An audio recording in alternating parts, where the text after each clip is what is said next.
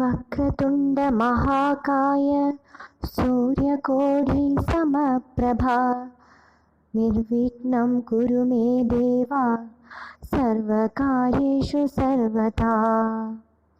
गुरुर्ब्रह्मा गुरुर्विष्णु गुरुर्देवो महेश्वरः गुरुः साक्षात् परब्रह्म तस्मै श्री गुरवे नमः। ഓം ശ്രീ ഗുരുഭ്യോ നമഃ. SMACT KP അസ്ട്രോ സെൻറ്റർ നിങ്ങളേവരെയും സ്വാഗതം ചെയ്യുന്നു. നിങ്ങൾക്കും നിങ്ങളുടെ കുടുംബ അംഗങ്ങൾക്കും സർവ്വ ഐശ്വര്യങ്ങളും ഉണ്ടാവട്ടെ എന്ന് പ്രാർത്ഥിക്കുന്നു. ഇന്നത്തെ നമ്മുടെ വിഷയം 2026 പുതുവർഷ ഫലത്തെക്കുറിച്ചാണ്. 1201 ആണ്ട് ധനുമാസം 17 തീയതി വ്യാഴാഴ്ച രോഹിണി നക്ഷത്രത്തിൽ 2026 ജനുവരി 1 തീയതിയാണ്. അതായത് 2026 വർഷപ്പിറവി.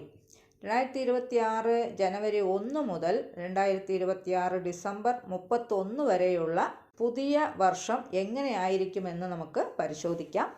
അതിനുള്ള ഗ്രഹസ്ഥിതി ഒന്ന് പരിശോധിക്കാം. സർവേശ്വരനായ വ്യാഴം മിഥുനം രാശിയിലും കേതു ചിങ്ങൻ രാശിയിലും രാഹു കുംഭരാശിയിലും ശനി മീനരാശിയിലുമൊക്കെയാണ്. കൂടുതൽ കാലം ഒരേ രാശിയിൽ നിൽക്കുന്ന വർഷഗ്രഹങ്ങളുടെ സ്ഥിതിയാണ് ഇവിടെ സൂചിപ്പിച്ചിരിക്കുന്നത്. വർഷഗ്രഹങ്ങളുടെ സ്ഥിതികൾക്കനുസരിച്ചാണ് വർഷഫലം തയ്യാറാക്കിയിരിക്കുന്നത്. മറ്റുള്ള ഗ്രഹങ്ങളുടെ സ്ഥിതിഗതികൾ മാസഫലത്തിൽ ഉൾപ്പെടുത്തുന്നുണ്ട്. മാസഫലങ്ങൾ നിങ്ങൾക്ക് കൃത്യമായി ലഭിക്കുവാനായി ഈ ചാനൽ ഒന്ന് മറക്കാതെ സബ്സ്ക്രൈബ് ചെയ്യുക. പിന്നെ ജ്യോതിഷപരമായിട്ടുള്ള എല്ലാവിധ ആവശ്യങ്ങൾക്കും ജ്യോതിഷ പഠനത്തിനുമൊക്കെ SMACT അസ്ട്രോ സെൻറ്ററുമായിട്ട് നിങ്ങൾക്ക് ബന്ധപ്പെടാവുന്നതാണ്. പിന്നെ ഓൺലൈനായിട്ട് കൺസൾട്ടേഷൻ ചെയ്തു കൊടുക്കുന്നുണ്ട്. ആവശ്യമുള്ളവർ നേരത്തെ വിളിച്ച് ബുക്കിംഗ് ചെയ്യാവുന്നതാണ്. ഇനി നമുക്ക് വിഷയത്തിലേക്ക് കടക്കാം. ശനി രാഹു കേതു എന്നീ ഗ്രഹങ്ങൾക്ക് 2026 വർഷം രാശി പകർച്ചയില്ല. മിഥുന രാശിയിൽ സഞ്ചരിക്കുന്ന വ്യാഴം ജൂൺ മാസം 2 കർക്കിടകൻ രാശിയിലേക്ക് സംക്രമിക്കുന്നുണ്ട്. ഈ ഗ്രഹസ്ഥിതിയും ഗ്രഹപകർച്ചയും ഒക്കെ കണക്കിൽ എടുത്തുകൊണ്ടാണ് ഒരു രാശിയിലുള്ള 2.25 നക്ഷത്രക്കാർക്കുള്ള ഫലങ്ങളാണ് ഈ വീഡിയോയിൽ പറയാൻ പോകുന്നത്. കുംഭം രാശിയിലുള്ള അവിട്ടം 3-4 പാദം, ചതയം പൂരോരുട്ടാതിയുടെ 1-2-3 പാദം എന്നീ നക്ഷത്രങ്ങളിലൊക്കെ ജനിച്ചിട്ടുള്ളവർക്കും പിന്നെ കുംഭലഗ്നത്തിൽ ജനിച്ചിട്ടുള്ളവർക്കും 2026 വർഷം വ്യാഴം പഞ്ചമഭാവത്തിലും 2026 ജൂൺ 2 ശേഷം വ്യാഴം ഷഷ്ടമത്തിലും അതേപോലെ കേതു സപ്തമത്തിലും രാഹു ജന്മത്തിലും ശനി ദ്വിതീയ ഭാവത്തിലുമാണ് ഈ വർഷം മുഴുവൻ ഉണ്ടാവുക. ഏഴര ശനിയുടെ കാലഘട്ടമാണ്. 2026 വർഷം രണ്ടാം പകുതിയേക്കാൾ ആദ്യ പകുതിയിൽ ഏറെ ഗുണാനുഭവങ്ങളൊക്കെ ഉണ്ടാകും. പലതരത്തിലുള്ള സ്രോതസ്സുകളിൽ നിന്നൊക്കെ ധനാഗമനമുണ്ടാകും. രണ്ടാം പകുതിയിൽ ഏഴര ശനിയുടെ യാതൊരു ദോഷവശങ്ങളും അനുഭവിക്കേണ്ടതായിട്ട് വരികയില്ല. അതായത് ഉച്ചസ്ഥനായ വ്യാഴത്തിൻ്റെ ദൃഷ്ടി തൻ്റെ സ്വന്തം രാശിയിൽ നിൽക്കുന്ന ശനിക്ക് ലഭിക്കുന്നത് കൊണ്ട് ശനിയുടെ ദോഷവശങ്ങൾ അനുഭവിക്കേണ്ടതായിട്ട് വരികയില്ല. മനസ്സിൽ നല്ല ചിന്തയും ഉന്മേഷവും ഉണർവുമൊക്കെ അനുഭവപ്പെടും. പൂർവ്വപുണ്യഫലമായി ചെയ്ത നന്മയുടെ ഫലങ്ങളൊക്കെ ഈ കാലഘട്ടങ്ങളിൽ അനുഭവിക്കാൻ കഴിയും. ഏതു കാര്യവും വലുതായി ചെയ്യണമെന്ന ചിന്തയാണ് ഉണ്ടാവുക. ആദ്യ പകുതിയിൽ സന്താനങ്ങളെ കൊണ്ട് മനസ്സിന് വല്ലാത്ത സന്തോഷം തരുന്ന അനുഭവങ്ങളൊക്കെ ഉണ്ടാകും. കലകളിൽ താല്പര്യമുള്ളവർക്കും കലാകാരന്മാർക്കും തൻ്റെ കഴിവ് തെളിയിക്കാൻ പല അവസരങ്ങളും തേടി വരും. പേരും പ്രശസ്തിയും അംഗീകാരമൊക്കെ ലഭിക്കുകയും ചെയ്യും. മംഗളകർമ്മങ്ങളിൽ പങ്കെടുക്കാനുള്ള അവസരങ്ങളൊക്കെ വന്നു ചേരും. ഈശ്വരവിശ്വാസം വർദ്ധിക്കും. കർമ്മപരമായ കാര്യങ്ങളിൽ ഉയർച്ചയൊക്കെ ഉണ്ടാകും.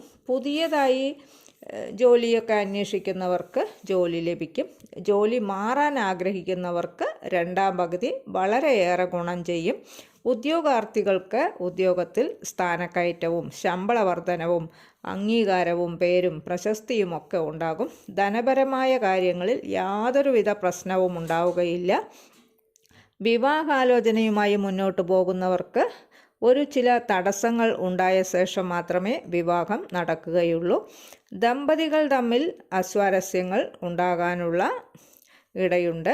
ഉടനെ തന്നെ രമ്യതയിലാവുകയും ചെയ്യും. സന്താന ഭാഗ്യത്തിനായി കാത്തിരിക്കുന്നവർക്ക് ഈ വർഷം ആദ്യ പകുതി വളരെയേറെ അനുകൂലം തന്നെയാണ്. ഏതൊരു കാര്യം തീരുമാനിക്കുമ്പോഴും ഒന്നിൽ കൂടുതൽ വട്ടം ചിന്തിക്കണം. പ്രതിസന്ധികളെ തരണം ചെയ്ത് മുന്നോട്ട് പോകാനൊക്കെ കഴിയും. എന്തൊക്കെയാണെങ്കിലും കർമ്മരംഗത്ത് കാര്യവിജയമുണ്ടാകും. ബിസിനസ് രംഗത്ത് പ്രവർത്തിക്കുന്നവർക്ക് ബിസിനസ്സിൽ നല്ല നേട്ടങ്ങൾ പ്രതീക്ഷിക്കാം. പല പരിശ്രമങ്ങളിലും വിജയിക്കും. പാർട്ട്ണർഷിപ്പിൽ ബിസിനസ് ചെയ്യുന്നവർ പാർട്ട്ണറുമായി അഭിപ്രായ വ്യത്യാസം ഉണ്ടാകാതിരിക്കാൻ പ്രത്യേകം ശ്രദ്ധിക്കേണ്ടതുണ്ട്. പൊതുപ്രവർത്തകർക്കും രാഷ്ട്രീയക്കാർക്കും ഏതൊരു കാര്യം ചെയ്യാൻ പുറപ്പെടുമ്പോഴും ചില തടസ്സങ്ങളും താമസവും അനുഭവിക്കേണ്ടതായിട്ടൊക്കെ വരും. എന്നിരുന്നാലും ധനപരമായ കാര്യങ്ങളൊക്കെ കൈകാര്യം ചെയ്യുന്നവർ ശ്രദ്ധിക്കേണ്ടതായിട്ടും ഉണ്ട്. പ്രണയിതാക്കൾക്ക് പ്രണയം വിവാഹത്തിലൊക്കെ എത്തിക്കും. ചില പ്രശ്നങ്ങളും തടസ്സങ്ങളും കൂടി അനുഭവിക്കേണ്ടതായിട്ടും വരും.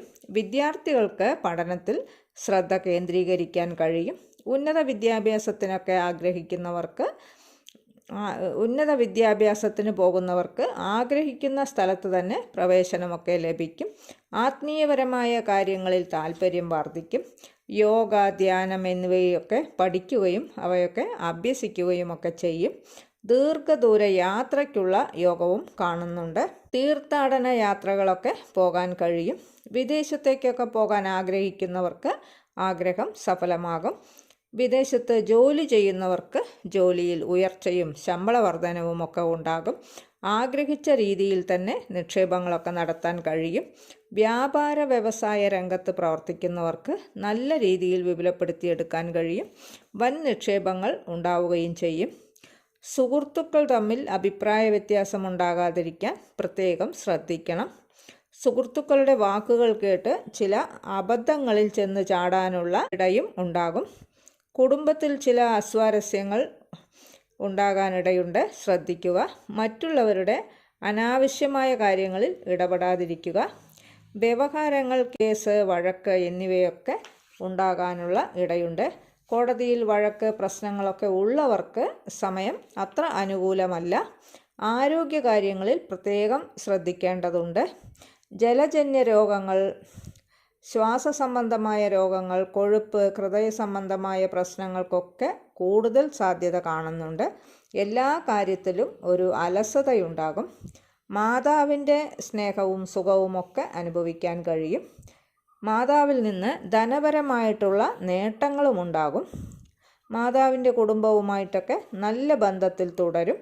സഹോദരങ്ങളുമായി അഭിപ്രായ വ്യത്യാസം ഉണ്ടാകാതിരിക്കാൻ ശ്രദ്ധിക്കേണ്ടതുണ്ട്. അയൽക്കാരുമായി അകൽച്ചയുണ്ടാകും. പിതാവിൻ്റെ ആരോഗ്യനില തൃപ്തികരമല്ല. വാതസംബന്ധമായ രോഗങ്ങൾ, കാലുമായി ബന്ധപ്പെട്ട രോഗങ്ങൾക്കൊക്കെ യോഗം കാണുന്നുണ്ട്. പൊതുവെ ഈ വർഷം ഗുണദോഷ സമ്മിശ്രമായിട്ടുള്ള ഫലങ്ങളാണ് അനുഭവപ്പെടുക.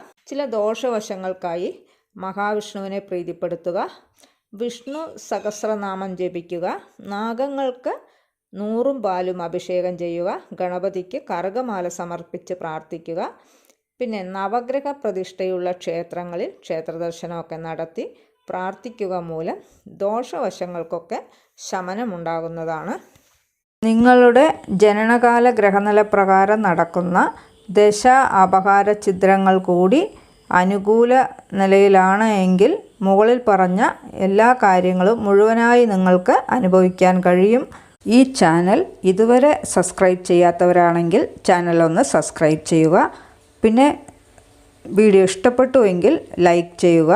നിങ്ങളുടെ വേണ്ടപ്പെട്ടവർക്കും സുഹൃത്തുക്കൾക്കുമൊക്കെ ഷെയർ ചെയ്ത് കൊടുക്കുക. നിങ്ങളുടെ അഭിപ്രായം കമൻറ്റ് ബോക്സിൽ അറിയിക്കുക. വേറൊരു വിശേഷവുമായി നമുക്ക് വീണ്ടും കാണാം. നന്ദി, നമസ്കാരം.